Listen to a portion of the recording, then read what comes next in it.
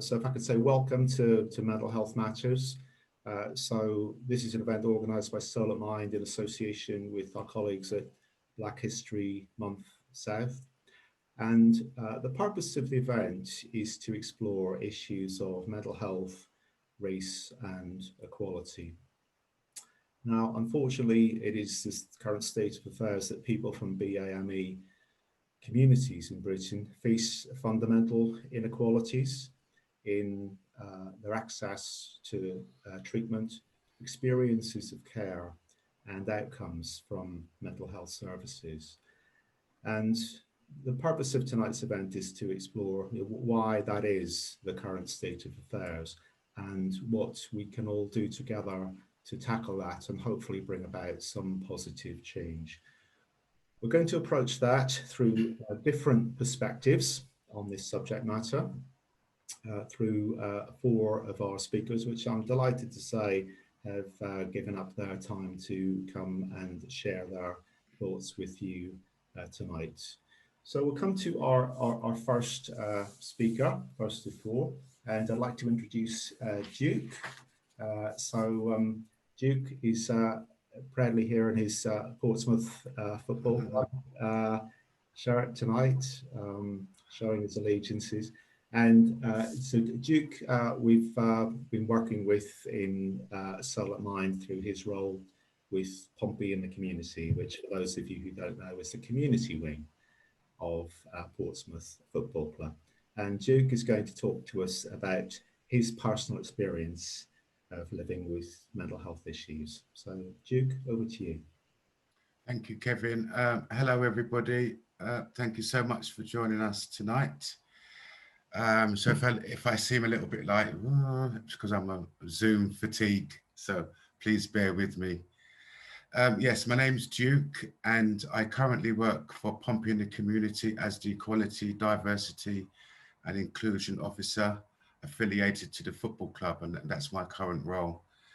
And I've been in Portsmouth about 13 years. So before that, I was living in Woolwich, Plumstead, which is a predominantly white area back in the 70s. I was born in 1963, so I am 57 years of age. And back then,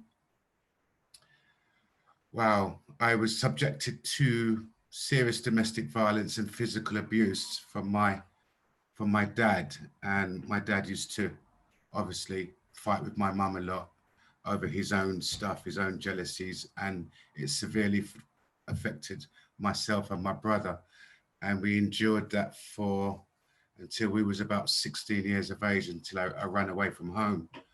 But previously to that, before leaving home, there was a lot of racism in Plumstead and Woolwich. And what used to happen, I mean, as a black man going to school, you would have lots of the predominantly white people shouting at all homophobic chants and racist chants. If I was with a girlfriend who would be probably white, and they would call her black this and black that. And so it affected us. But we didn't know that it was affecting our mental health because we had no idea of mental health. So if I heard the word mental health, we would obviously start thinking about, oh, you're mad, you need counselling. And that's as far as it went. So if you had mental health issues, you were mad and you needed to go and see a counsellor. But we didn't know there was different strands of mental health.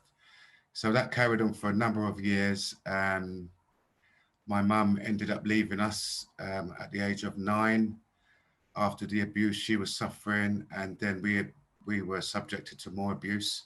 My dad then sent us to Jamaica for a year, which my brother and I did not like. And it was a different place, different culture. We found it very aggressive. We were physically abused as well for not doing what we're supposed to be doing. And it's only purely because we didn't understand the ways of the way they worked in Jamaica. We were just young kids at the time. So all the way through that, our mental health was being affected, but we did not know. So we came back to my dad, and I think we suffered more abuse for another 4 or 5 years, probably longer, until I had the courage to leave school. And just before leaving school, we were regularly chased by National Front, right-wing people all the time. We had to be very careful walking the streets.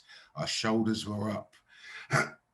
And what we didn't realize was that our parents were having to go to work.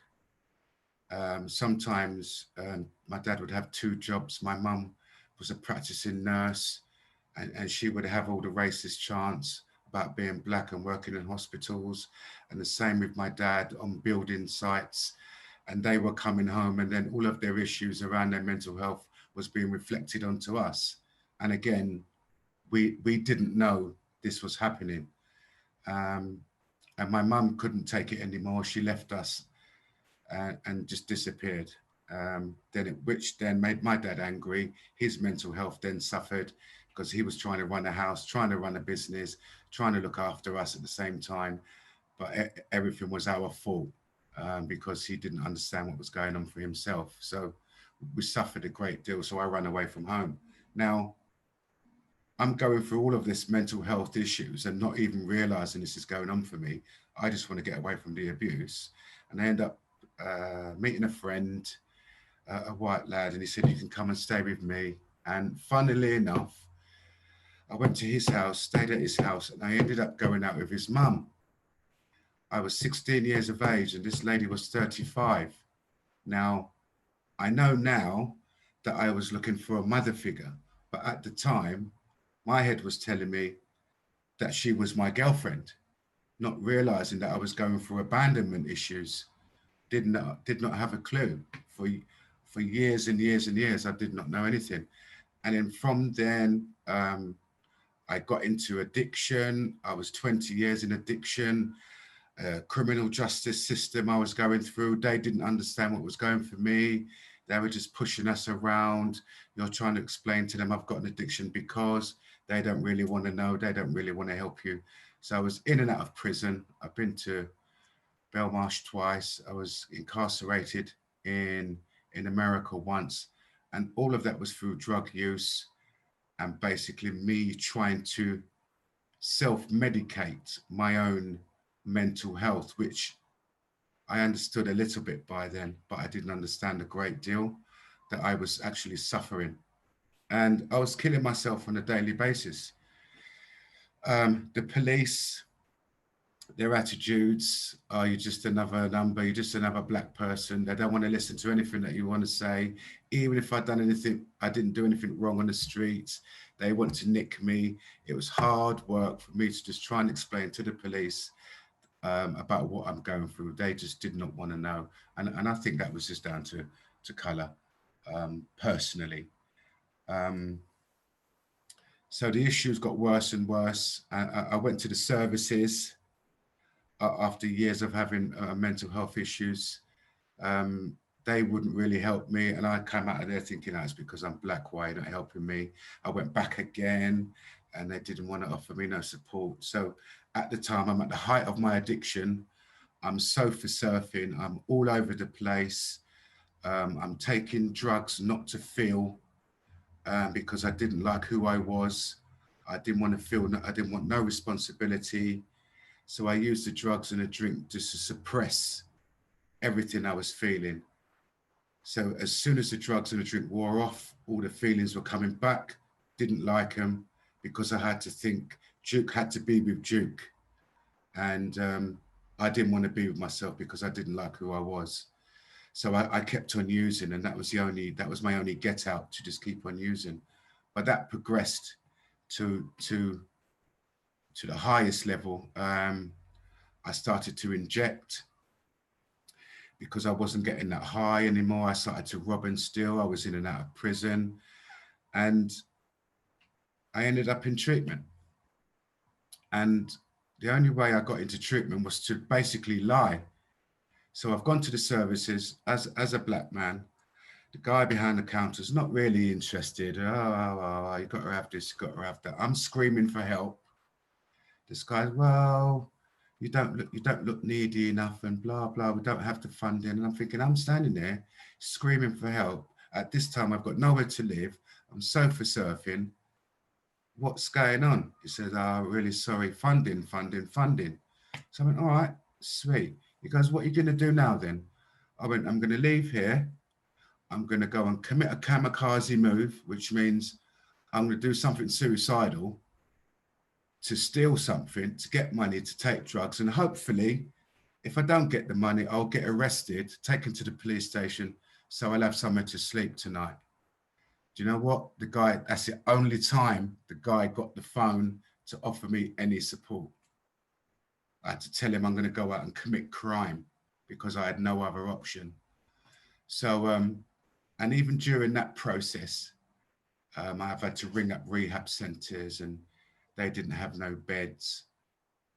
And I'd done that for 7-8 days. And then a bed came up and I had to go to Warren Street Hospital to be assessed. But I had to go there withdrawing. Now, when you're a drug addict, that's the worst thing you want to be doing, is even getting out of your bed, withdrawing.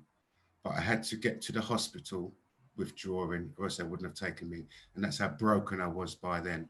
No support from nobody, totally on my own. I think I burnt all my bridges at the time because of my addiction.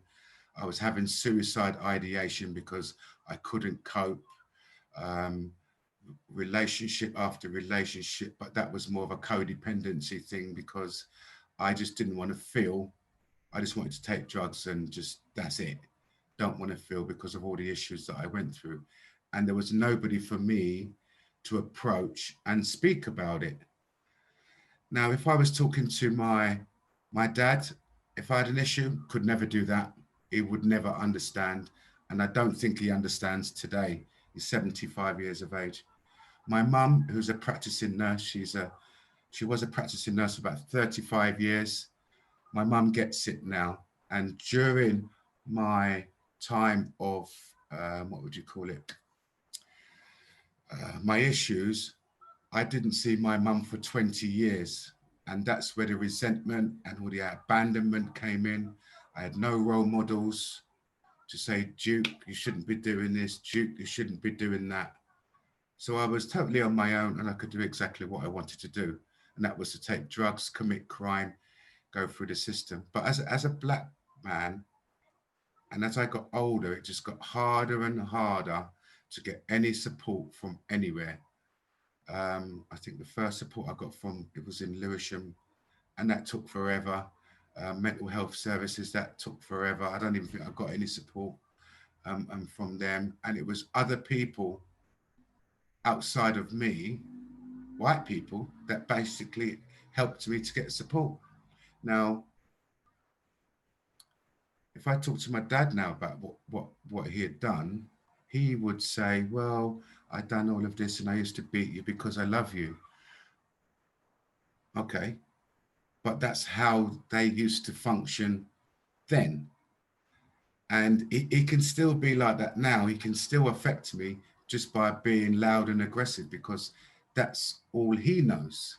And I'm not sure if that's a generational thing because I know my generation did not understand mental health as we do now. And I truly believe that we have to educate our children in order to educate our parents in some circumstances. Some parents get it, they know exactly what they're on about. But a lot of the time it could be a cultural thing where they try to just deal with it at home. Mental health, are you mad? Now behave yourself, give you a slap round the ear. Yeah, and the abuse was severe. You know, one day my dad chased me down the street with an axe because I stepped into the shop that we used to run and he kicked me out for being lippy. And I stepped in and he walks in behind me and he went and got his axe and chased me down the high street. What kind of madness is that? So for me, I think it's about trying to, it is a definite cultural issue within, I don't know about how the African nation might deal with it, but I know within the Jamaican nation, they try not to deal with the situation, or I'm trying to be nice here, or they just don't get it, or they don't want to understand it. They just want to dismiss it and just say, get on with your life. you ain't got ADHD or you ain't got abandonment issues. What you're talking about, that's rubbish. Give you a slap and move you on. But I think it's really important that we try to educate our families through our kids around mental health constantly, you know, and just drip feed our families around mental health, because it really, really affected me going forward. And now, from rehab, I had a lot of counselling. I had to have a lot of CBT. I had to have a lot of solution focused therapy. I had to have acceptance commitment therapy, in order for me to sort of wake up, so to speak, or be born again, because I didn't know who I was, because of the drugs I was taking and because of the issues that I was carrying for so many years without even realizing. I carried resentment for 20, nearly 30, 40 years. I carried resentment about my mum leaving us, and that affected me. I carried resentment about my dad physically abusing me and my brother for 40 years. You know, I carried resentment because I was in jail and the prison system wasn't helping me with my mental health. They would come in and give you little mental health packs to fill in. I think they were called the Carrot Team at the time. I can't remember the abbreviations, but they just used to give us addiction packs, and that was it. So I had to be taken out of London for my own safety at the end of the day, my own mental well-being, and dropped in Portsmouth. And I went through rehab, like I've just mentioned, with all these different therapies. And we have a saying that we just stick with the winners. So I had to go through support groups every week. Let's go through NA, in order to sort of keep my mental health going. I had nothing left. I turned up in Portsmouth with a bin liner with a bunch of clothes. That's all that was left of me. I was homeless on the streets before I came to Portsmouth. And that in itself is another mental health issue and a minefield. Because nowadays, I don't see many black people on the streets nowadays. But back then there was quite a few, and taking drugs was quite taboo for black people as well. So I was one of those people who were constantly hiding it. And that caused me issues about hiding my drug use. But people did know. So I managed to go through rehab. 13 years, 13 and a half years clean. Um, I manage myself properly every day. I'm passionate about mental health. I reach out to people. I'm on mental health groups on social media. I've worked with over 150 young people with complex needs over the last few years, who have their issues, and I was recognised for it by the BBC. And there was a show called BBC Inside Out that recognised the work that I was doing. And now I just want to give something back, because I have walked that road. And I'm worn the t-shirt, so to speak. So now, and during that, if I can just go back quickly, I had a daughter. I was living in America on drugs, and my girlfriend at the time fell pregnant, and we had a big fight. And in our drug-induced chaotic thinking, we thought, we can't have the baby in America because it's cost us too much money. We'll come to the UK, have the baby on the NHS, and then come back. But that never worked. And then myself and my girlfriend, who I was using with at the time, she had her own mental health issues. So we were just like this, clashing, using drugs, clashing the whole time. And then I didn't see my daughter until she was 6. And then the next time I saw her, she was nearly 17. And that in itself is just mind blowing. And now my daughter's with me now in the UK. She's now 29 and suffers her own anxieties. She was born in addiction, and she suffers her own anxieties and depression and sensitivity. So as her father, I'm having to coach her, who understands mental health now. I'm having to coach my own daughter around her anxieties, which I'm happy to do at any time. So And through that, I talk to a lot of people around mental health. I'm currently writing a book about my journey, which is a journey in itself, which I'm quite enjoying, but it does bring, I'm zoomed out here, it does bring things back. I have to relive certain things, and I think, oh my God. And some things I've totally forgotten because of using of the drugs. It's just, you know, there are days where my attention span is just so short. You could tell me one thing and then 5 minutes later I've forgotten it, you know. So it still does affect me, and I have to be mindful about it.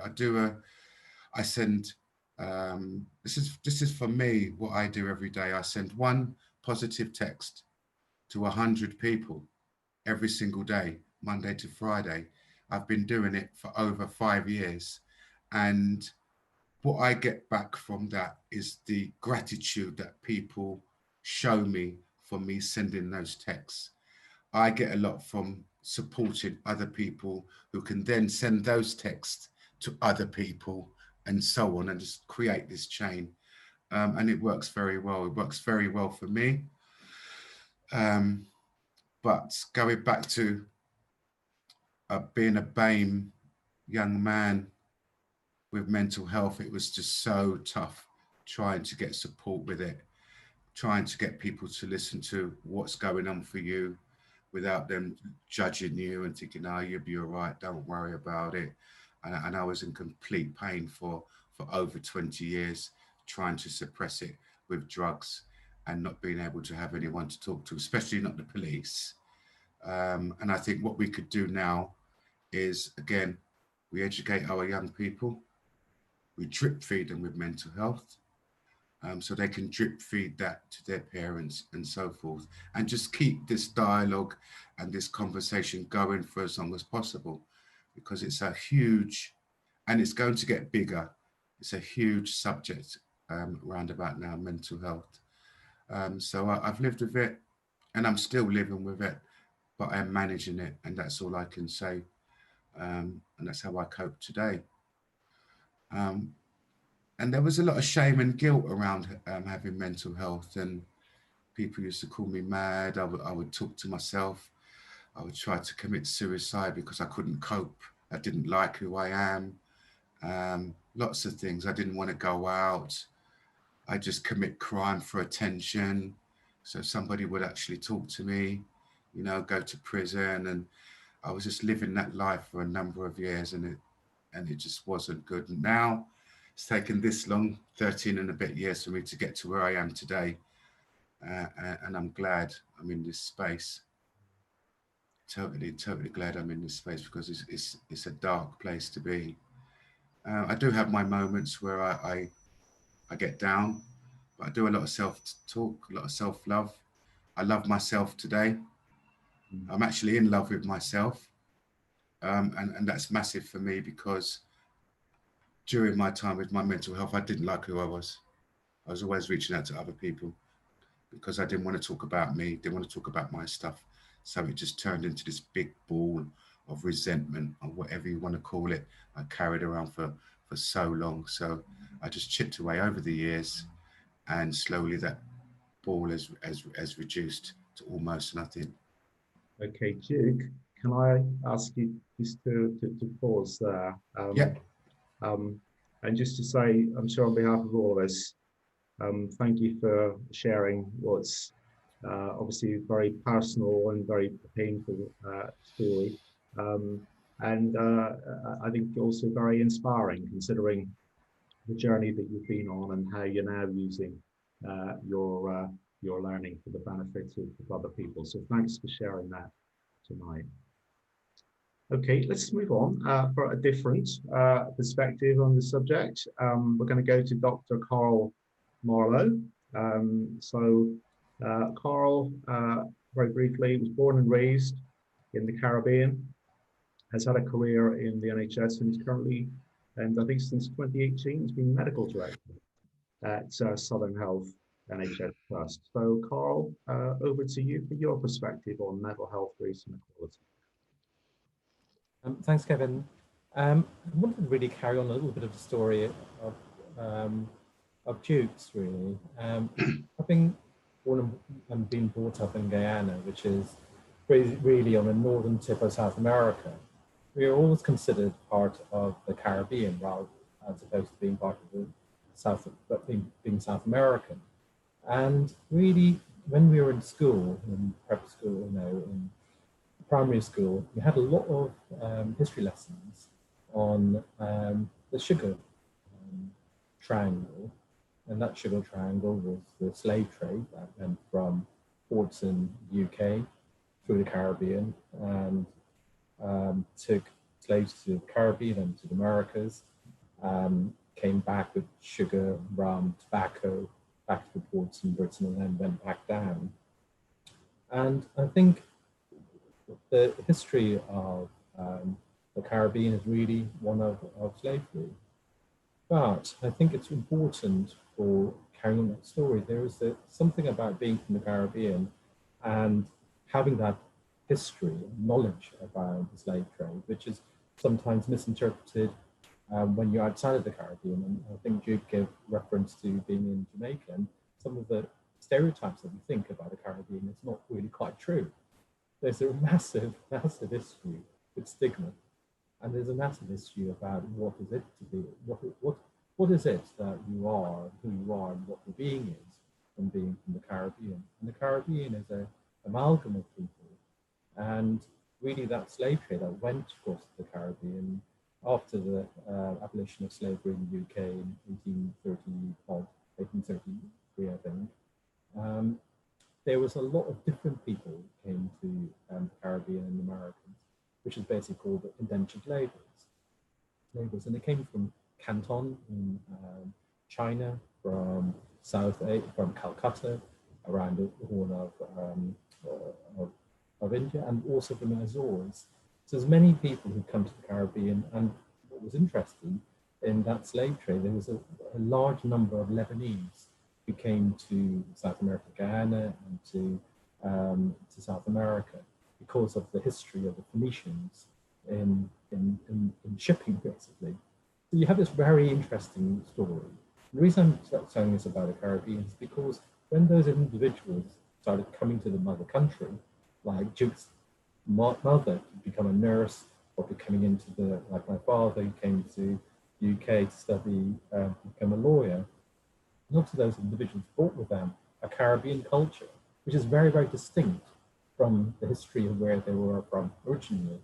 And my grandfather, who was my father's grandfather, was a Black African, West African slave. And really that history of the Caribbean is sometimes not borne out with the assumptions that we make upon ourselves. And when we look at what the history of the Caribbean, being Black in the Caribbean, or being basically from South America, Southern America, very distinct from the experience of being a Black British person.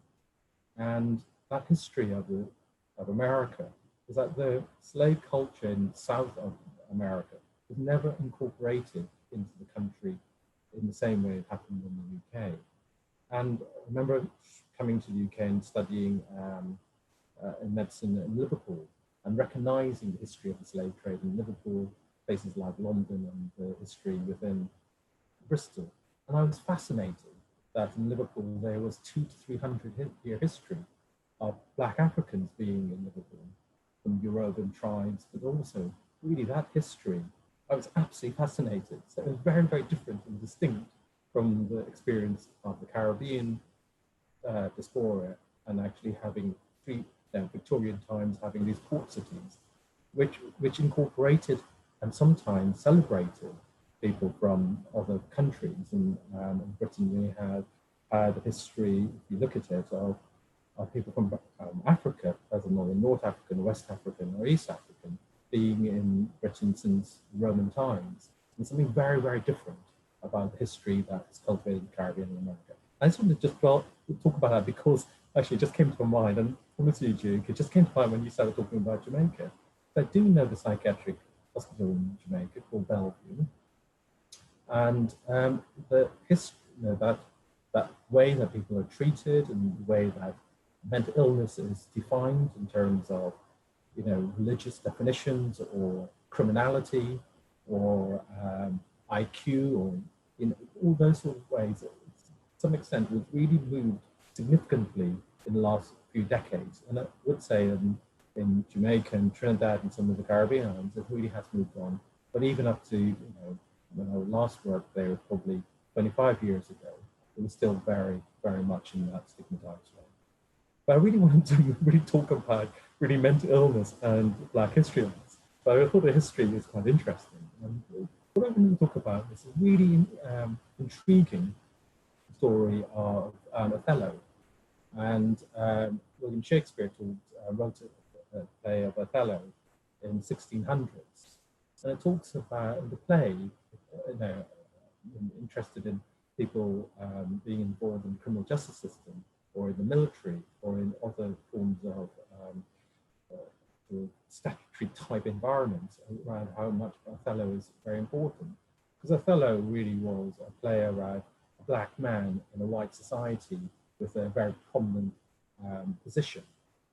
And Othello really talks us about racism and how racism and how envy and how discrimination affects people's mental health. So Othello was this really famous and very, very, you know, well regarded general. He fell in love with both of them fell in Desdemona, who was a white younger woman. He became his partner. But then the plotting that went around him really led to him becoming jealous. And that jealousy is jealousy of paranoid level. And if you think, and I think about, if you think about jealousy and how paranoia leads to, then you have some understanding, which I try to talk about, understanding of being a Black person or a minority person in an environment where you potentially become paranoid. When you walk down the street, you're thinking, maybe people are looking at me a bit weird. And if that life that you live brings paranoia into it, and you start thinking that people are looking at you in a very strange way or making judgments about you, paranoia just eats away. And it can easily move from paranoia into a mental illness such as psychosis or depression or drug addiction. But the psychosis is very important because paranoia really feeds psychosis. You start thinking, is this real or not real? And paranoia is increased in places where it's urbanicity. So when there's very large numbers of people. So I worked in South London, in Lambeth and in Lewisham, and the paranoia of someone walking along the road, the environment is very loud, high levels of sensation, and that sensation, each of those sensations leads to a potential increase in paranoia, feeling paranoid, and that really feeds this sense of potential development of mental illness. So Othello, William Shakespeare is quite remarkable in describing it, and leading to him ending up, Othello killing the person he loves. And that impact, when, I can't remember his name now, when he taught me many, many years ago in psychotherapy, doing these plays in the prison system, the impact on the prison system, to think that someone has written something 400 years ago about the experiences that people who end up in the prison system because of not intention, but because of circumstances. And the social justice that we have in our society, whether it's a young person, older person, our system, leads people into a justice system which has been predicted almost in years and years, decades before, about what will happen. And I think this month really reminds us that social inequality and health inequality and justice leads us to come up, leads up to a reason why we have to have a social movement such as Black Lives Matter. Because it's not people particularly who are behaving in a particular point in time now, it's because a whole history of justice system has led it to this point in time. And so I suppose that's the thing. I wanted to just talk about Othello and how a justice system occurs. there is something around, following on from Duke's story, around access to services. So to have been believed that you have a right or access, and access is equal to everyone else. And there's something really interesting around men's access to mental health services. So men have 3 times the rate of suicide, of dying by suicide of women. And it's not a competition, but it's just statements that men have 3 times the rate of suicide. And that's been going on for decades. And in particular, the people who have the greatest impact in terms of men's health is people who are not accessing services. So men do not access services, potentially services are not accessible to men, and especially Black men. There's something that around being able to be macho, to be part, to contain mental illness, contain your feelings, to contain it, and you don't have to speak about it. And we're trying to break that. The ability to men to be able to show themselves, to talk, like Duke did, about some of the feelings and some of the things that they want. And we know that men don't go to GPs. We know that men, even if they go to GPs, go once in a while. We know that men who are accessing psychological therapies find it incredibly difficult to get the peer support. Their mates saying to you, you know what, you need to go and see your GP, or you need to go contact IAP. There's something about a peer group. As we build a society around us which makes it accessible and not stereotyping people and not stigmatizing people to access mental health services. There is one bit of good news, really, which is a service that has been developed in the last decade, which is early intervention and psychosis service. Not because it's particularly psychosis, because early intervention and psychosis services are really looking at the earliest point in time to stop the development of particularly illnesses such as psychosis, such as schizophrenia, some of the illness that Othello talks about, or Shakespeare talks about in Othello. If we can get down and try and change, and that's really where the early intervention services are very helpful. And I worked many years in Tower Hamlets in early intervention service and in Lambeth. And the last report I saw, which is probably a decade ago, was showing that people who were accessing the early intervention services were at earlier point in time were people from a ethnic minority, whether they were Bangladeshi background, or they were Black African background, or Black British background. They were accessing services. They were sometimes accessing services from a criminal justice system, but that's okay. It's okay to access the service. So there's something around early intervention services that are really making a difference to the outcomes of people from ethnic minorities, of people, and it should be celebrated, and we can talk about early intervention services. There is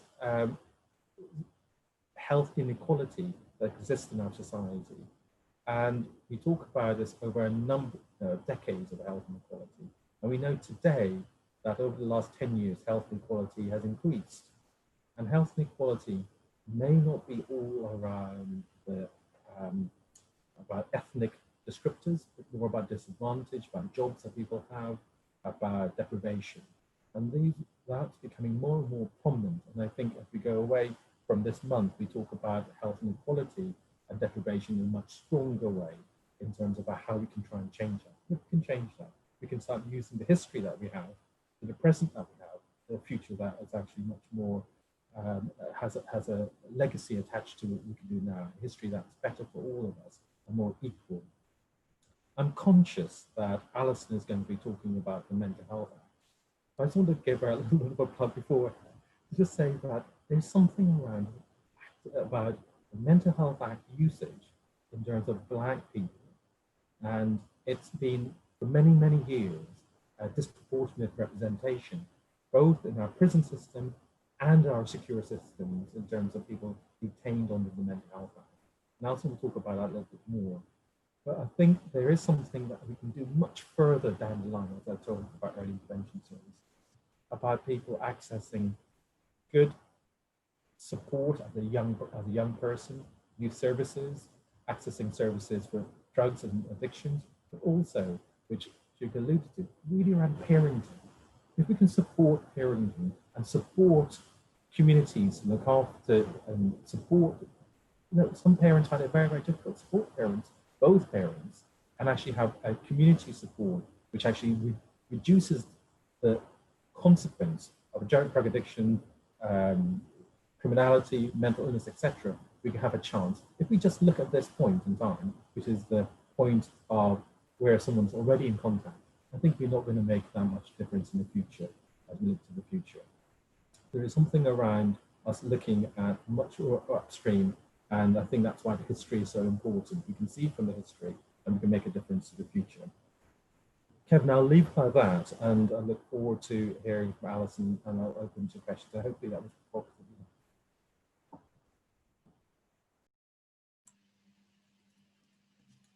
That's great, Carl. Thank you very much for that perspective on mental health, race, and inequality. We're going to move on to Alison. So if I can introduce Alison Cobb. So Alison is from our network colleagues at National Mind, and Alison leads Mind's policy work on reform of the Mental Health Act and more widely crisis care. And Alison has said to me, as Carl has just been indicating, her concern about use of the Act and sectioning in particular falling disproportionately on Black people, African and Caribbean heritage, and is very strongly of the view that this needs to be addressed, which is driving her work with Mind. And Alison's going to listen. She's looking forward to listening to other people tonight, but also to sharing the work that Mind is doing to campaign for reform. So Alison, welcome. Can I pass over to you? Yeah, thanks Kevin, and hello everyone. It's really good to join you tonight. Excuse me. So yeah, what I'd like to do in my talk is to look briefly at some of the developments over the last kind of 30 years around race and ethnicity and mental health and changes in the law, and then turning to the recent review of the Act to look at what Mind heard from Black people in our kind of engagement work, what the review recommended, and kind of where we are now. But first of all, can we watch a short clip, which was shown on Channel 4 News earlier this month. And I think the link is going to be in the chat if you've got an issue kind of watching it on the screen.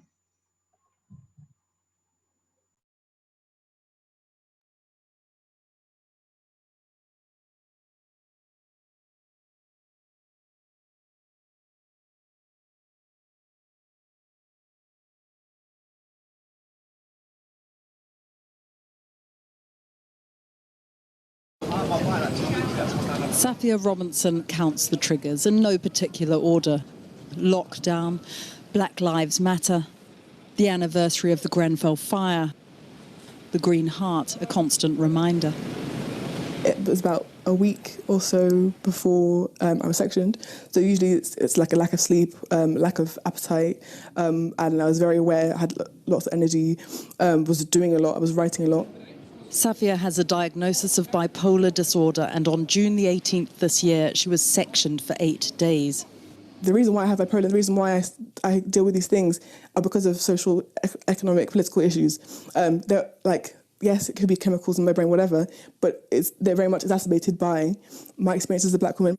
Safia claims that when she was admitted to the hospital, she was first put in isolation and then forcibly medicated. I think it was about 4 or 5 members of staff, I think they were nurses, male nurses, tackled me to the ground and restrained me, while one of them pulled my trousers down and my underwear in the middle of the reception, so lots of people witnessing this performance. We have not identified the hospital and no formal complaint has been made, but her story is very familiar. It fits a pattern. These numbers have been known to the authorities for some time now, but it is worth repeating them because they're not changing. Black adults are 4 times more likely to be detained under the Mental Health Act than white adults. Black adults are 3 times more likely to be restrained and isolated when they're on the mental health unit than white adults. Nearly 2 years ago, a white paper was promised following a review of the Mental Health Act. It hasn't been published, and the government did not respond to our request to explain the delay. Obviously, there's been Brexit, there's been coronavirus, but this is no excuse really for this sort of delay. Safia said that people said that she was too intimidating on the ward. That's to do with her size. We also find that that is much more often said about black people than it is about white people. So what sort of stereotyping is going on there? You're a tall black woman who's in a manic state. Do you think that they were making a whole lot of assumptions? Yeah, I think there is no doubt that if I look like you, for example, if I was a shorter white woman, that there is a almost biological imperative to protect and give care to women, to small things. Let's get some blueberries, please. The fact is, the promised changes to the Mental Health Act would have given Safia more control over her treatment. Thank you. Instead, she has been left feeling powerless and traumatised.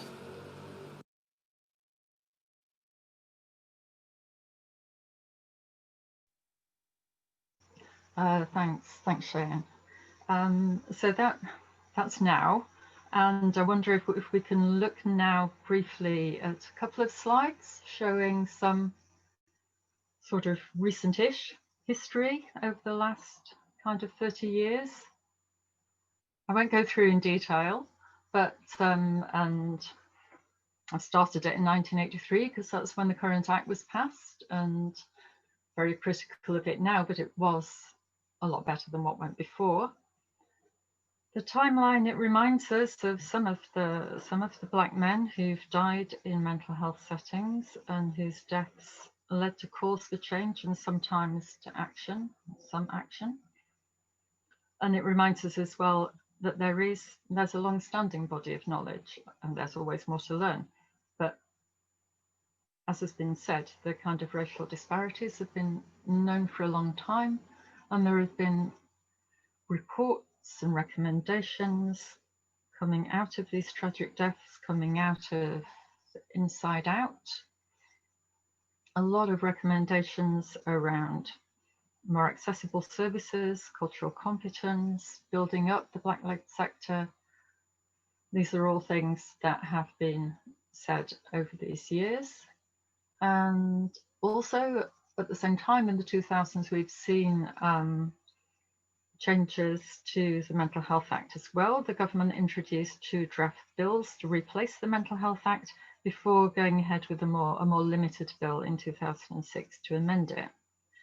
And the agenda at that time, it wasn't about kind of rights and race equality, it was about public safety.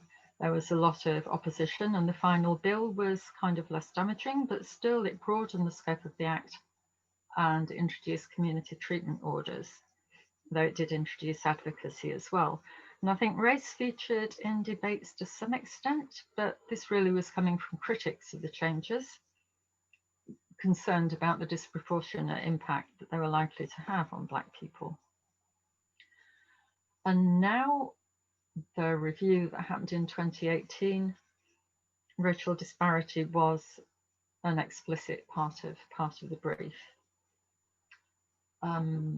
Also important to note that other legislation, that the Mental Health Act was amended in 2017 around the police powers. So, among other things, outlawing the use of police cells as places of safety for under 18s and putting restrictions on their use for adults. Another tragic death, that of Olusegun Lewis in 2010, that led his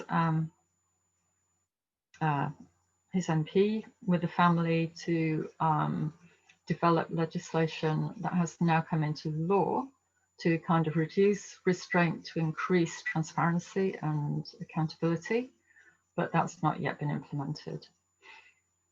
Again, the same kinds of delays that have been happening with the white paper. So if we can look at what some of the, turning back to this latest review, if we can look at what some of the disparities are that the Mental Health Act Review was, at least in part, set up to address in the third slide, please. Thanks. And I'll just pause, but if the figures may be familiar, I don't know, we heard some of them in the clip, but that last one, that black people are eight times more likely to be given a community treatment order than white people. Now, Mind was contributed to the review of the Mental Health Act we were part of the working group, and we also, so we fed in that way, and we also wrote a formal submission. So in order to do that, we had views, but we needed, of course, to listen to people. So what did the people with lived experience tell us, particularly people from Black and minority ethnic communities? And that's the end of the slides, really. You have me now. So we had a steering group, we had workshops, interviews, focus groups, and what people were telling us was, well, overwhelmingly, the story was of people trying to get help and struggling to get help, not getting help, and then being subjected to coercion and compulsion. That phrase Duke said about screaming for help, we heard that.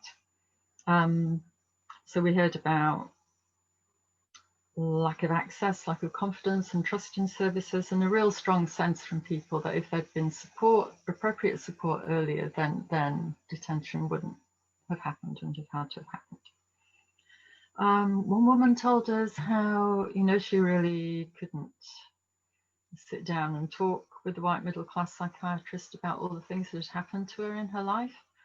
Couldn't really talk to other staff about it either, except maybe one or two of the Black nurses, but they weren't the people who were making decisions, who were in charge of her case. Until one time she did find a Black nurse who she could really open up to, where she had a brilliant rapport, where the nurse could relate to her. And she said she got it all out of her. And out of that kind of led to being able to access talking therapies, a recovery college, and things really turned around for her. But that was like 30 years into her experience. Someone else talked to us about how the white doctors they heard him differently, they didn't really understand him properly. And someone else who said she saw white patients getting better treatments, getting more time, getting more patience. And other experiences, people being communicated with as if they're inferior, kind of feeling white professionals' fear.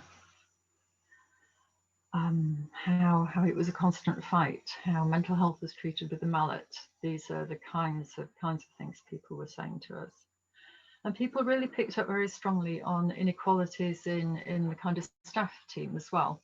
So talking about the lack of Black staff in positions of power, maybe seeing white staff on duty during the day and Black staff at night, and saying how that gave things a certain feel. It kind of showed who had power and status and importance. There was real anger around the disproportionality in use of community treatment orders, where you are discharged from hospital but not discharged from the Act, having to meet certain conditions, being more easily readmitted to hospital against your will. People described it as a kind of surveillance. People felt it was a tool to control the community. Individuals talked about it was kind of like being cornered. It was like having a tag that no one can see, but it's around your mind. Someone talked about how having people come into your own home watching you take medication in front of them, how hard that was to cope with. So, and people attributed that kind of disproportionality in CTOs to fear and prejudice, to misunderstandings, being misinterpreted, and not being trusted to take medication. So when it came to what would help, there was a strong support for reducing coercion and for changes to the law to do that, and also for kind of earlier support that's culturally relevant. There was also a clear view that it is about how the act's put into practice, how it's operationalized. That is one of the things that's really important, that there needs to be equality in that. So thinking about who it is making decisions, how decisions are made, who decides what the least restrictive option is. And the kinds of things that people steered us towards recommending were things like training around cultural awareness and bias, race equality, about having better access to advocacy, including from cultural peers, having more involvement from friends and family.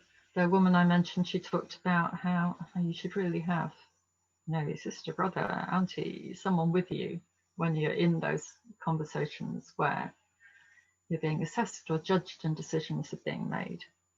And in fact, that came out very strongly, that people felt you needed that really early on, before, at the point of assessment, before those decisions are made. And people want a greater diversity in the workforce, including or especially among senior decision makers. So these were all things that we kind of fed into the review. And the review was, of course, kind of doing its own direct work as well around race equality. So what did they recommend? There were a lot of recommendations, and they kind of fit together as a package, including things like tightening criteria for detention and for CTOs, people having more say in treatment decisions, more transparency and purpose to a detention, having a statutory care and treatment plan, being able to choose who has that nearest relative role, and that's something that the government agreed to already, and also advanced choice documents where you can set out your wishes for future treatment, which was also agreed to. But the main recommendation on race equality, most of what it's kind of hanging on, is a patient and carer race equality framework. And the idea there is that it's about organisational competency. It's about setting out what organisations need to do to be able to make practical improvements for individuals from different ethnic backgrounds, and that it would also be a kind of tool for accountability as well. It would tie into People's Equality Act duties, into Care Quality Commission inspections and so on. And then other kinds of things, they included culturally appropriate advocacy about trying to diversify the workforce and support Black professionals' progression, and also the ability to kind of follow religious practices in hospital. At Mind, we welcome the recommendations, especially around increasing choice and the degree of control over treatment, and about promoting race equality. I think there it's hard because it doesn't exist yet, this framework, and I think it's going to need serious commitments, and how it's done is going to make a huge difference.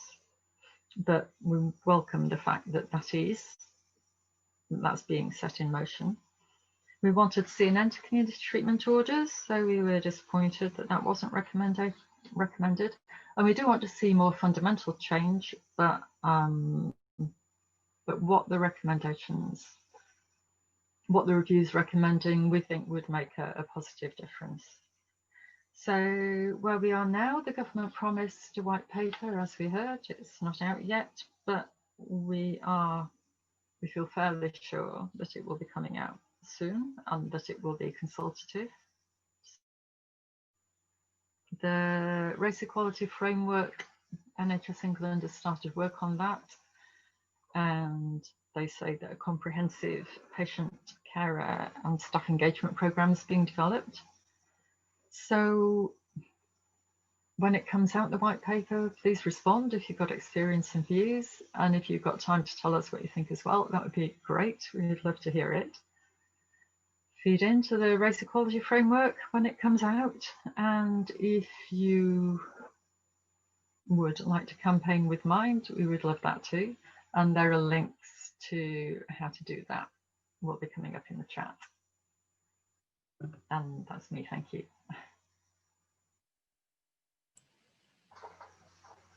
That's great, thank you, Alison. Lots of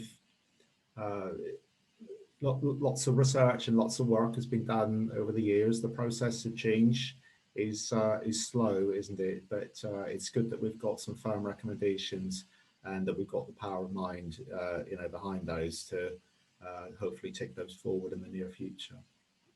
Okay, we have one more speaker, and I'm pleased to introduce one of Soul at Mind's own, if I can put it like that. So Yasmin Begum introduces herself as a British Bangladeshi woman working in Portsmouth as the secondary employment team lead for Soul at Mind. And Yasmin's going to give us our final perspective on this subject. So Yasmin, over to you. Yes, hello. So as mentioned, I'm Yasmin. I've been with Soul at Mind for around 4 years now. I feel very privileged and honoured to be asked to participate in this event. Equality and diversity is an area that I'm really passionate about. As I specialise in employment and mental health, I thought it'd only be fitting to do a little talk about being Black and how this affects employment. I will speak through some of the biases that Black people and other ethnic minorities do face and what this can lead to and how it can be damaging towards mental health. The first part that I'm going to, so it'll be like a little walkthrough, so how to get a job from start till finish. And the first part of that process is an application. So we'll talk a little bit about application bias. A 2017 study, so only a couple of years ago, carried out by Oxford University, found that Black citizens from ethnic minorities have to send, on average, 60% more job applications than their white counterparts, and that's in order to get a positive response from an employer. So you may notice that this was only conducted with British citizens, and if you're not British, you can safely assume that this discrimination would probably be worse.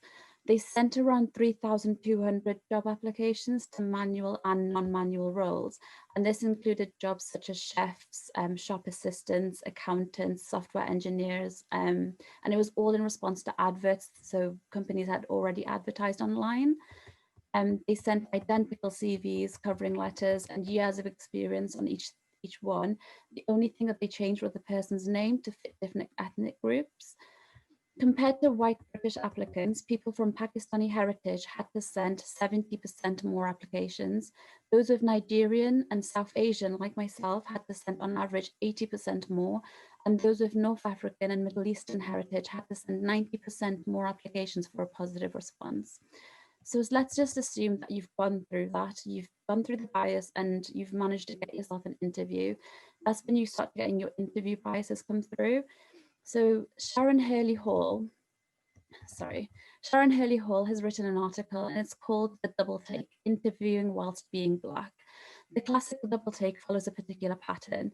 First, people's eyes widen, they may or may not be a little stifled gasp, and then the eyes sort of glaze over while the person deals with the cognitive dissonance of seeing a Black person whilst they expected a white person to walk through the door. Finally, there's probably a little smile and they just get back to business. So the first time this happened to her, she was in her mid-20s. She'd previously worked in the Caribbean where her colour wasn't an issue, not for employment anyways. A white colleague and Sharon had applied to the same job. They thought she had the edge because she had years worth of experience. She also matched every single point in the job description. For the colleague, it was a bit of a long shot. She was just merely going for the job to see what she gets. The interviews were on the same day, so they travelled up together and they wished each other luck. When she stepped into the room, she stated that she could almost hear the indrawn breath. She could feel the thinly veiled shock, and she definitely saw a double take. So how the heck does someone whose name is Sharon Hurley look like her? Going back on the train with the colleague who compared notes, she'd done a great interview, and the colleague said that she kind of flubbed hers. So Sharon said that she thought she would definitely get the job, but Sharon didn't get the job, and the colleague did, and she felt pretty embarrassed by it. But Sharon wasn't surprised, because of that double take had sealed her fate, and because she was fortunate enough to be able to compare notes, resumes and experience. It's an instance where an implicit bias that often harms Black people's career prospects was crystal clear.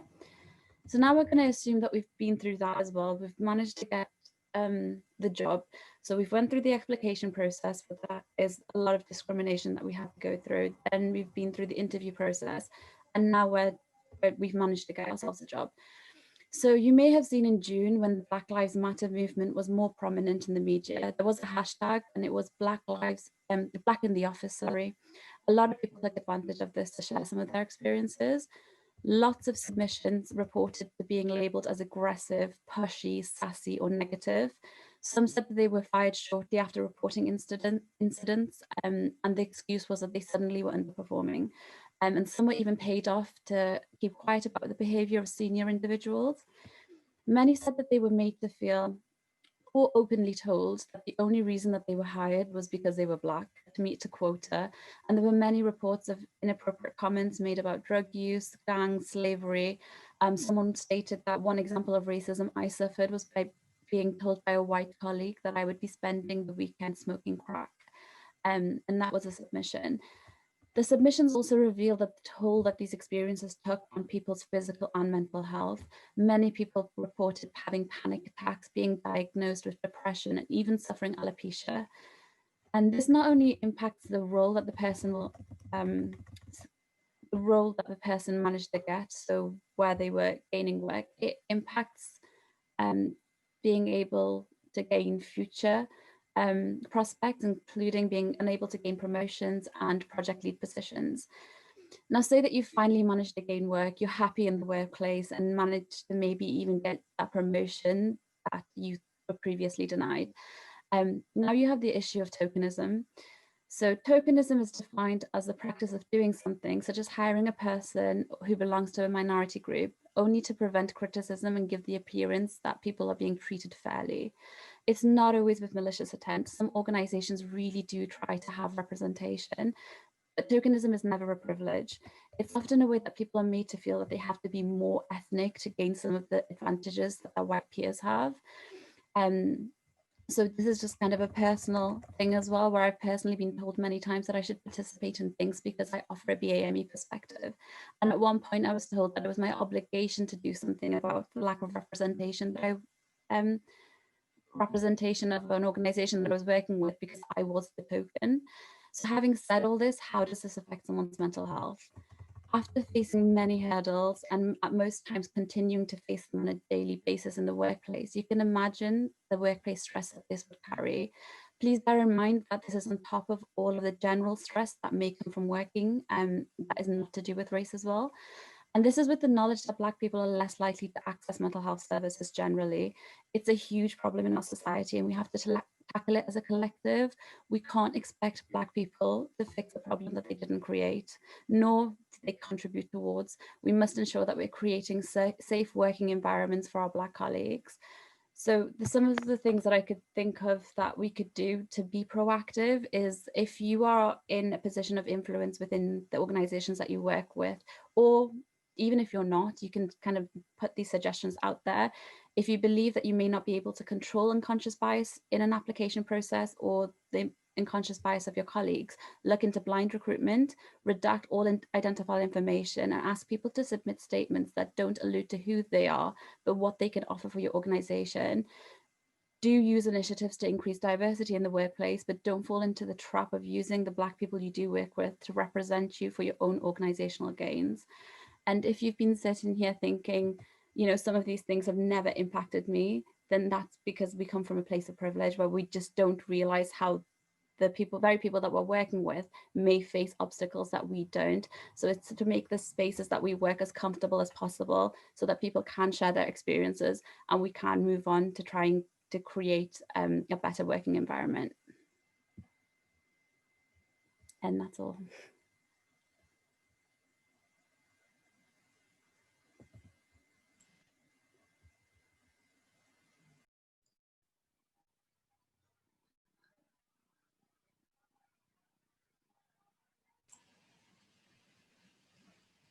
Okay, yeah, thank you, Yasmin.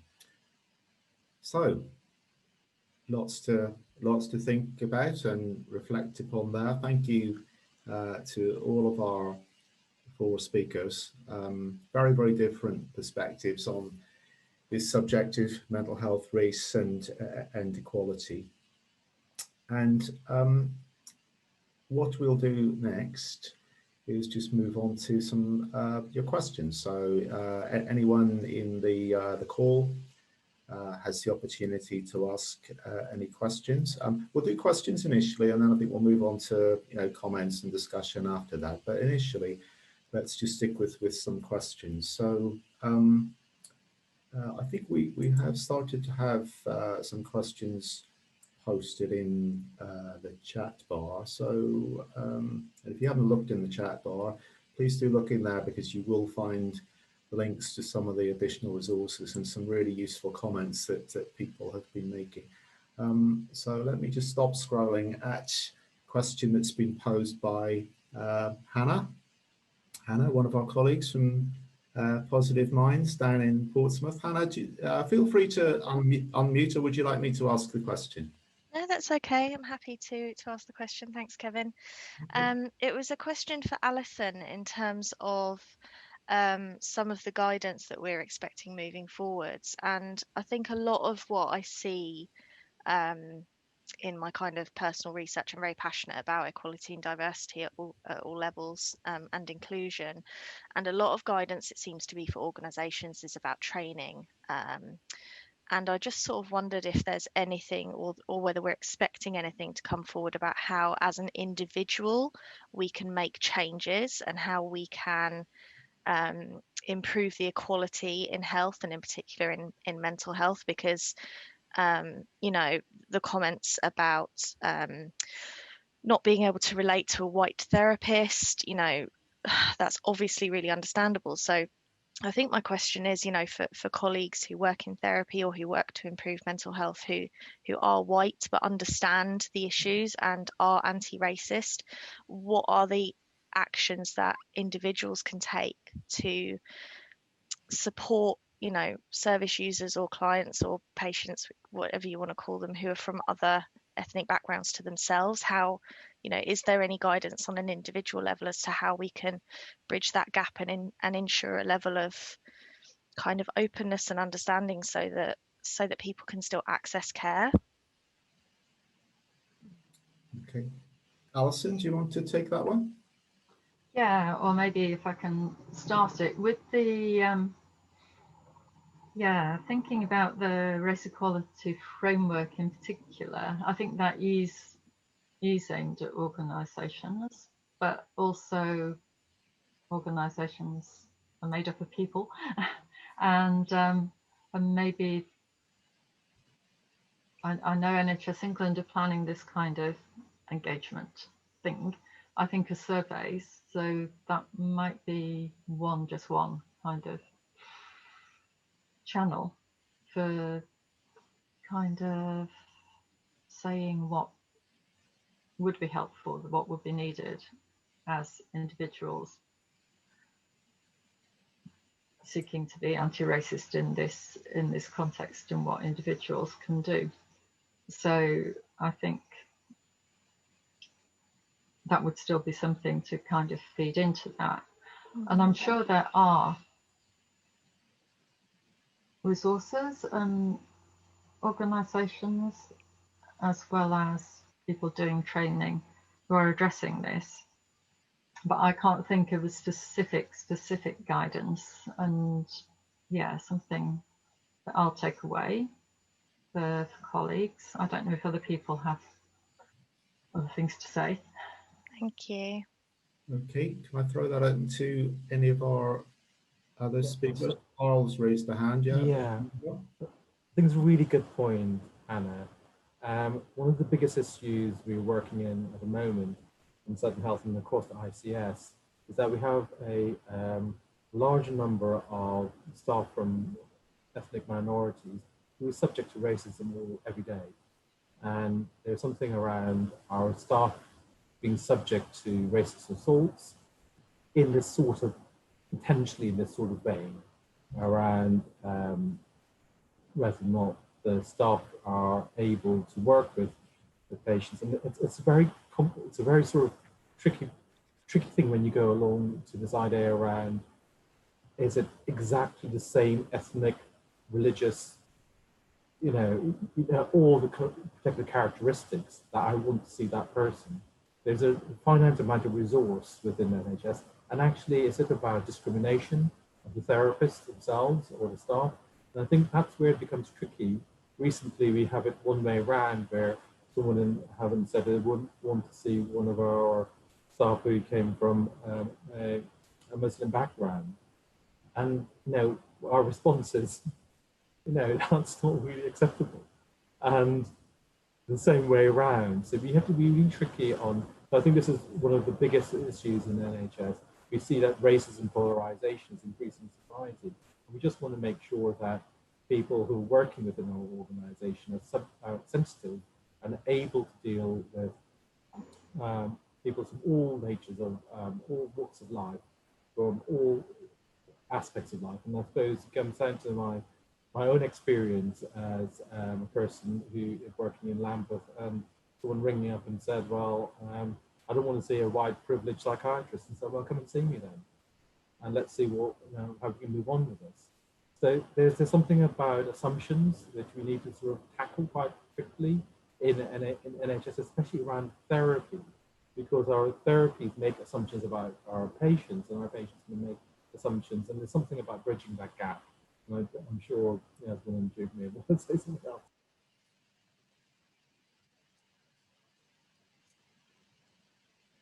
Okay, thank you, Carl. So I think Anne wanted to come in. Yeah, Anne, you got your hand raised, yeah? Yes, thank you, Alison, for the report. I've read it and it's good. And Duke, you are on board. Thank you very much for your talk and being brave enough to talk about mental health. We are a voluntary organization in Southampton. It's called St. Denis Activity Group.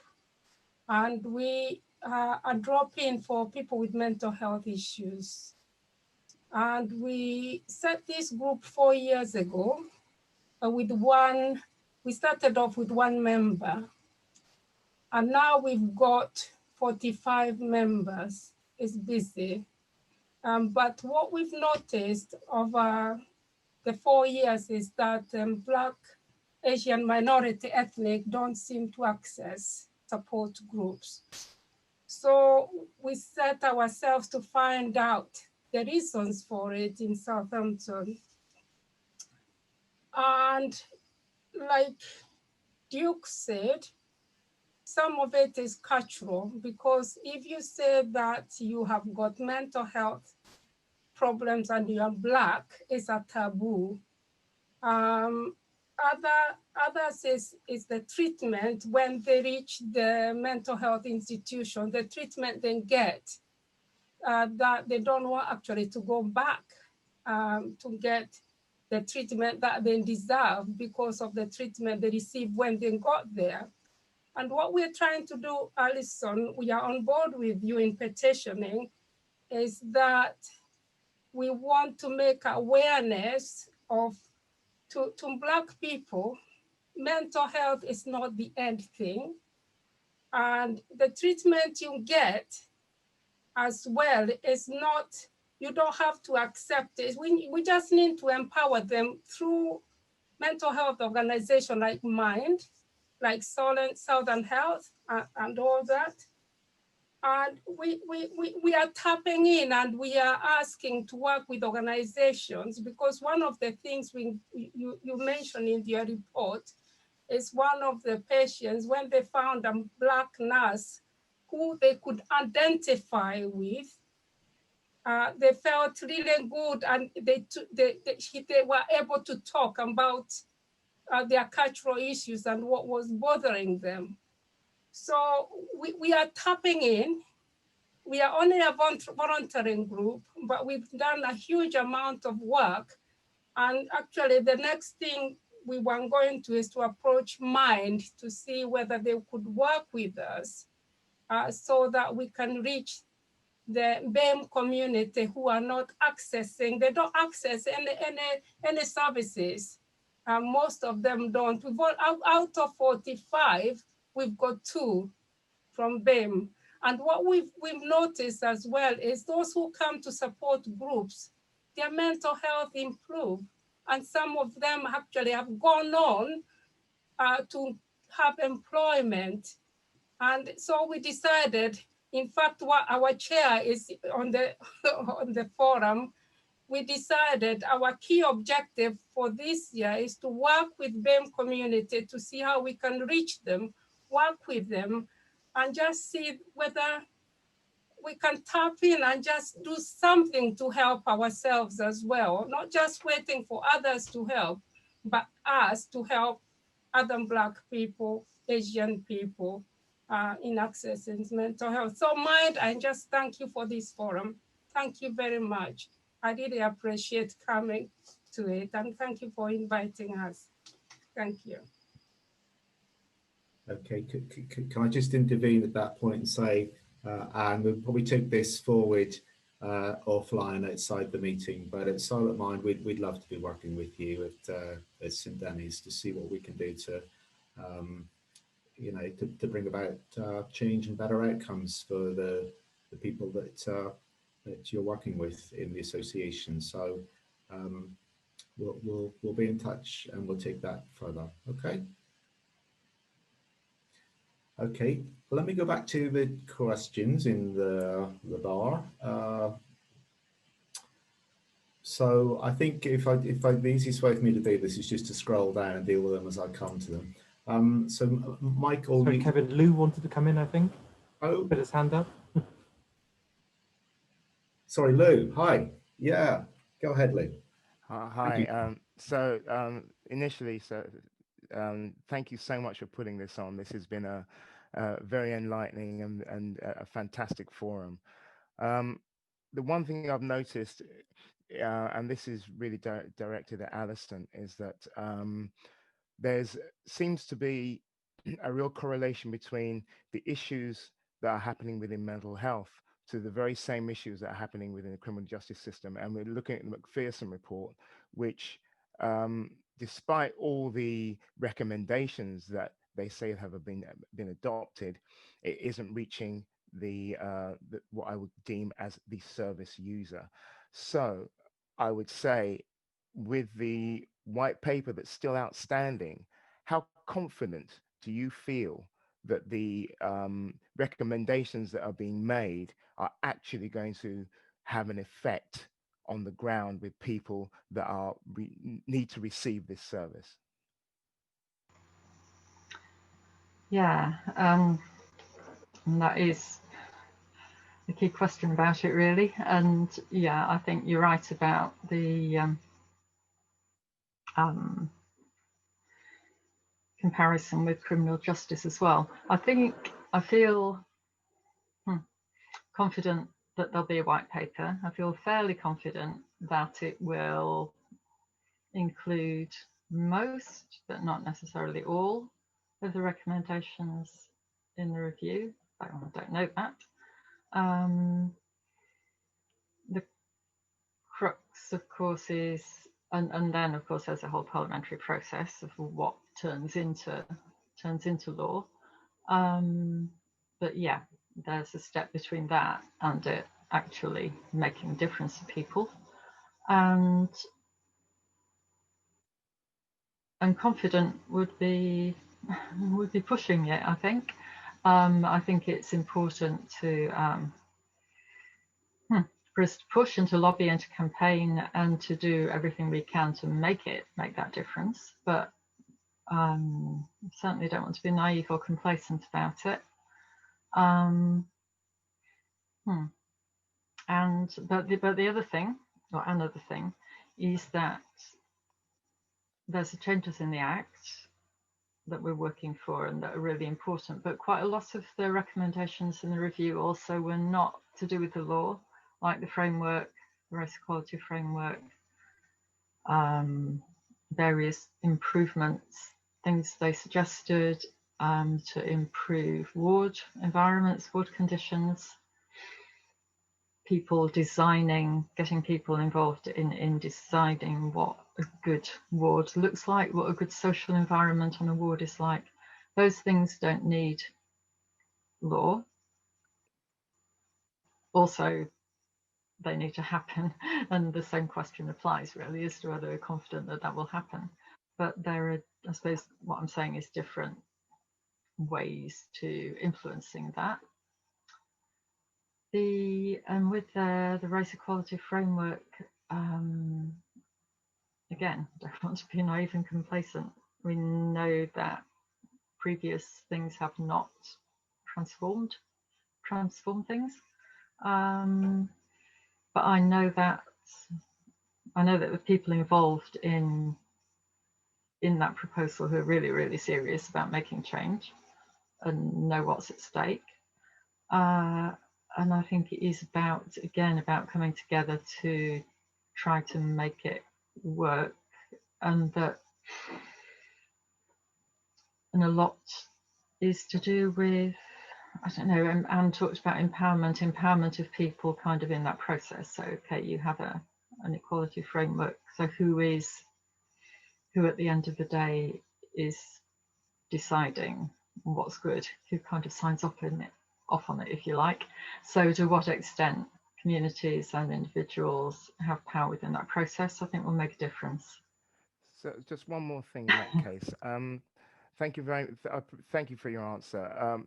In that case, as a small CIC based in Southampton, what influence can we have on those kind of decisions? Where would you say we could best put our efforts to apply that kind of pressure to make those kind of things come to fruition?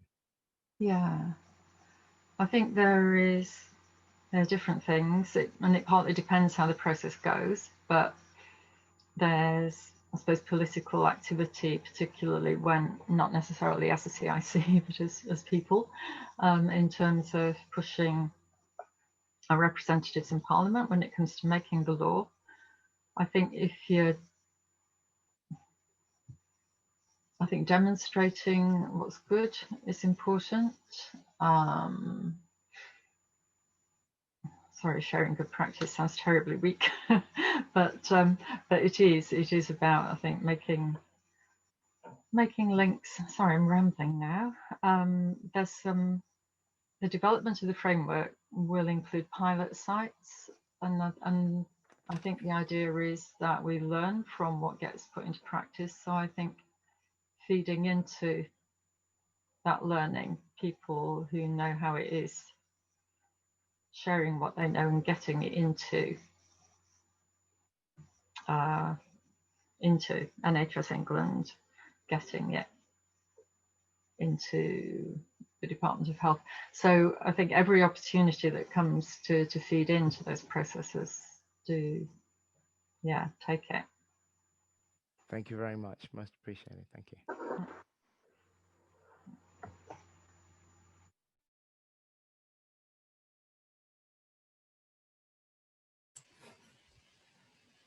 Yeah, really good question, Lou. And you just thought on that point, if I just intervene and maybe just probe that a little bit further about, what can we do? What can individuals, what can organizations do to exert some influence on this?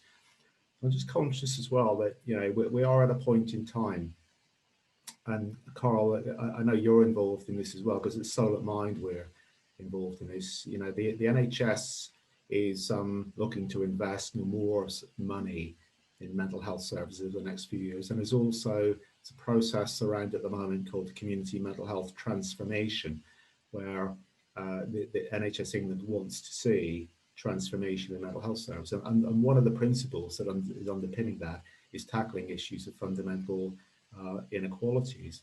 And I just wonder, Carl, maybe are there any thoughts you have on, with this window of opportunity opening, whether there's more that people, individuals, organisations such as Lou's CIC can do to, bang the drum for change? So we've got quite a lot going on, and I think anyone who's been in this forum would have probably noted that a few weeks ago we had Terry Roberts and Roger Klein talking about inequality within the workforce. And I just taking on Yasmin's point is about, he said something very, very striking, just to say a little bit about workforce and then I'll go on to the equality. He said that basically unconscious bias and some of the training has little effect on actually making change to the NHS. The workforce race equality standards have been now 5 years. It's shown and reported in July, it's actually worse than it was 5 years ago. So maybe some of these technical processes don't always work. His argument is that use evidence base. I don't know if anyone was there. Use the evidence base. There's some evidence, and there's some things that we want to do because we think they're good.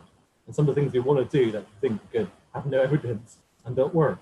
So really trying to work out what is the real evidence to make a difference. And he says really the big things is if we can make a difference to the frontline impact. So the biggest impact when we said we want to reduce violence in our wards in the East London Foundation Trust is that people started behaving in a much nicer way, much better. The staff started engaging with people because we want to reduce violence. The impact of that is our workforce changed. So it was really interesting. So I think the question about Hampshire and Isle of Wight is people who don't know that Paul Draycott and myself have taken on a role in Hampshire and Isle of Wight because I'm so peeved off for the last, decade that nothing has changed in health and equality. And I commented to Alison's point earlier on about CTOs. I've been lobbying Simon Wesley and Ward Patel about CTOs. Some of these things that we've been lobbying haven't had an effect because sometimes you have to change your mind sometimes if the evidence changes. But also, I think the big things we notice, the health inequality is right at the center of everything that we need to do in the NHS and in social care. Because if we don't do it, it becomes unsustainable what we're trying to deliver health and social care if we don't change it. So it's not this point in time, we've got to go backwards and we need to go right to the front in terms of age, and we have to go to the front of where care is delivered. And for you guys in Lou and on Thursday, there was an announcement by the Health Equalities Minister, which talked about 3 areas of community involvement, talked about community champions. And those community champions, and the only way access and change upstream is to have care really close by. So look at the reference to on Thursday, the Equalities Minister. And we in myself and my team is just basically me and Paul Draycott and a couple of colleagues, really trying to working out how we can help you guys like Anne and Luke embed and become community champions. But also a really good example of community champions is access to Tower Hamlets, which I worked with, is supporting, for example, access could come via our religious colleagues in terms of faith leaders. And I spent 2 years working in East London Mosque with our imams to make sure that people were accessing them or able to access mental health services. A massive transformation in male access. Women were tending to access services. So you have to differentiate and segment quite a lot. But the good news is that services that are really in-reaching into the community are the community champions, and there are funds available. The funds were announced on Thursday. I'm not exactly certain, but this is something that we'll be looking at in the next few weeks about how we can make sure. I think Southampton has a very diverse population, and in Portsmouth, my colleagues in Portsmouth, the diversity is not that great, but the deprivation is as significant as in Southampton. So there may be a different ask in Portsmouth as an urban centre compared to Southampton, where the diversity is maybe the accessing. So I don't know if that's answered your question to some extent, Lou, about accessing. Okay, thank you, Carl. Let's just make sure we're picking up the questions that are coming in. So there was one here from Michael. I don't know whether you want to speak to this, Michael, or whether you'd like me to summarize it, but you would, I think you were alluding to this sort of, yes, this, well, over to you. That's fine. Essentially, I just wanted to describe the experience of a foreign NHS worker. So I'm a foreign NHS worker, and although I don't identify as Black British, I think there are a lot of parallels in the experience, especially as a foreign NHS worker during the pandemic. Apart from the workload increasing and being more risky, I think mentally it's very challenging for us, especially if we're here without our families, because of the uncertainty of not being able to know when it's actually safe to fly back and visit our families for, say, a holiday. So I'm actually from Southampton, and I do have, I'm part of the BAME group in Southampton, and I was talking to our lead convener, kind of like our president, asking him if we do have counseling that is specific for BAME, and he mentioned that unfortunately we don't. It's mostly just generic counseling if people are a bit distressed.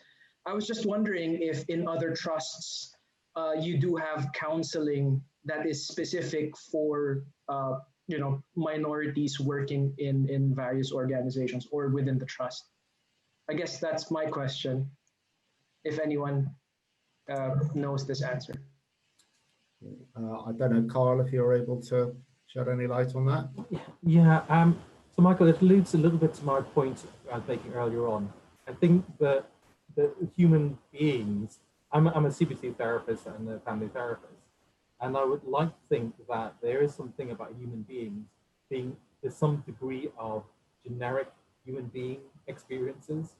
And I think we have tried to enhance our services with actually Solent, which is looking at health and well-being of staff, and a significant amount of focus on not maybe someone at your stage, but what we're trying to do at the moment is try and create an onboarding process for our HR department around supporting international recruits significantly more than they were done previously.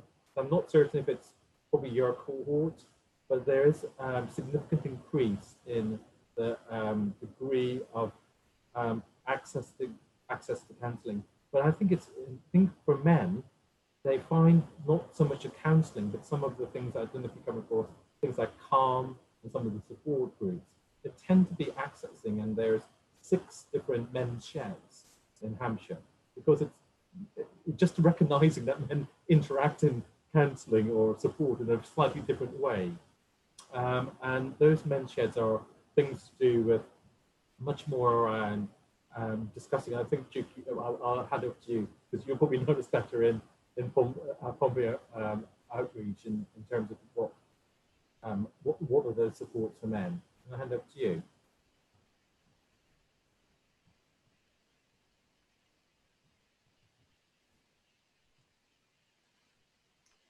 Was there sorry, Duke, you're on. Yeah. Anything you'd like to add to that, Duke?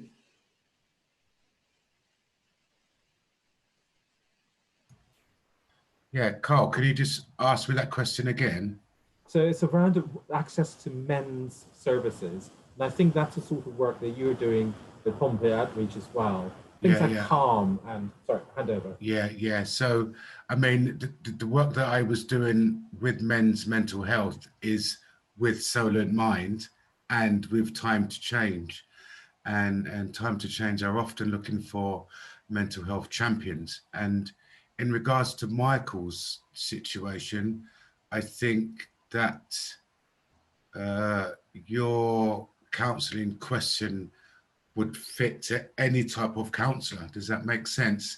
Not necessarily a BAME counsellor or a counsellor that will just counsel for BAME, the BAME community. And there are a few good apps that you can find on your phones in your Google Play on your iPhone or your Galaxy phones, there's some really good apps that you can use, like Stay Calm, I think mindfulness apps that you can, and there are links that you can go to speak to somebody who might be able to specialize in whatever it is that's going on for you. And I think most of it's probably around missing your family, working in a dangerous environment, you know, so those are all different types of mental health that can be accessed via your phone. Because to try and find it outside of us is going to be very difficult. I mean, we used to have, in my last job, we used to have a work, it's called a WAP, W-A-P, a wellness action plan that you would complete with your employer around mental health. And then you would have a designated person within your organization who you could speak to. So, and they're very good to complete.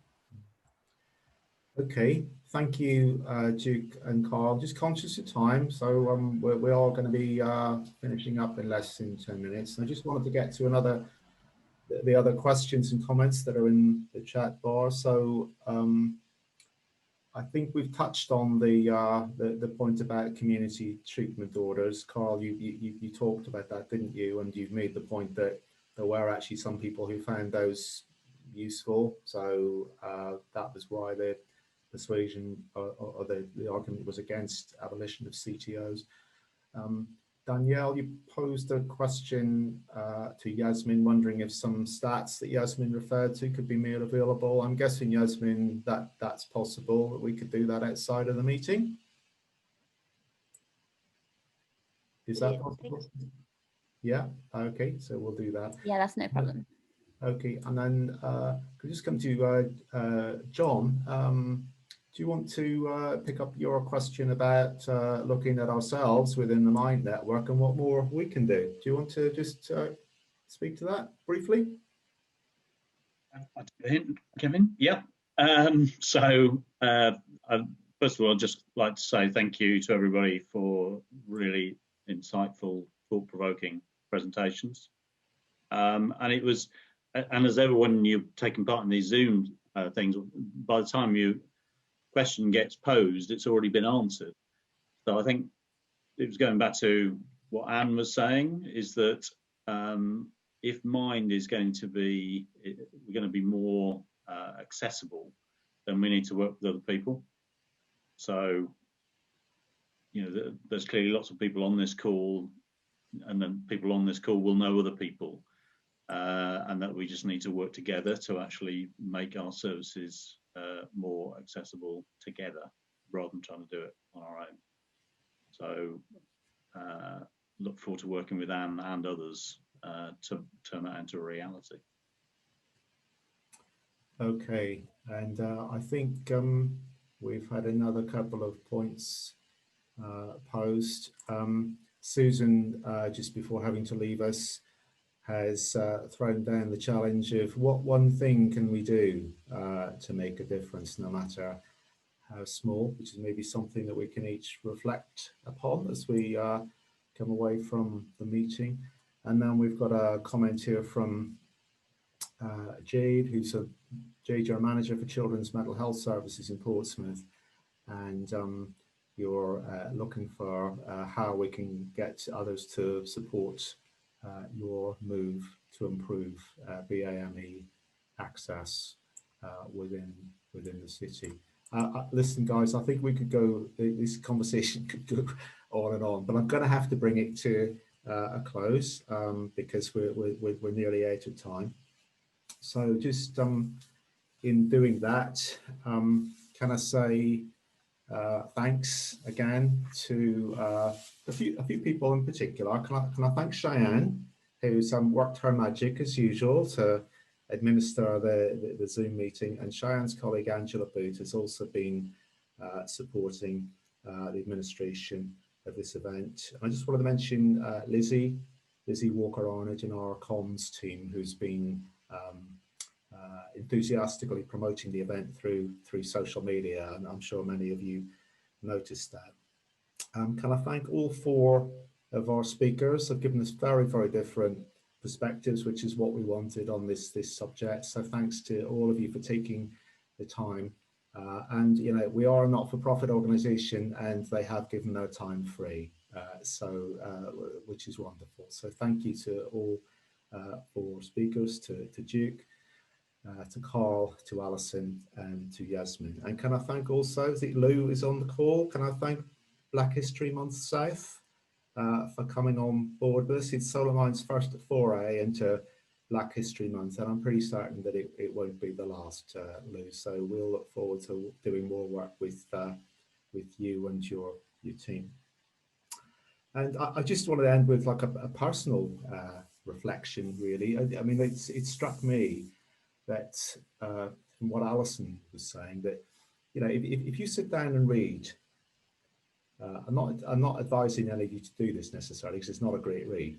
But if you were to sit down and read the Mental Health Act, as an act of Parliament, there's nothing explicit in there, explicitly racist, that you will come across in there. And that tends to be, the way with the wording of an act of Parliament. But, still, the way it's being implemented is bringing about, the situation that has been, spelled out in terms of evidence of the disproportionate impact on access, on outcomes, on experiences. And, what that's saying to me is that if we want to bring about positive change, yes, we need to change the policy, we need to change the legislation, we need to implement reviews and so on. But what we also have to do alongside that, as if not more important, is bring about, good cultural and attitudinal change. And that's where, I think that point that I was just mentioned in the chat bar, what one small thing can we do? Everybody on this call and, others within our networks, we can all be agents for positive change, within our communities, our networks, our friendship groups, and, putting forward and, helping argue and persuade people that change needs to happen in this area. And that's certainly something that we will be committed to doing within Solar Mind. Thank you, everyone. I hope you found it interesting and informative this evening. Thank you for giving up a couple of hours of your time. Thank you once again, and enjoy the rest of your evening.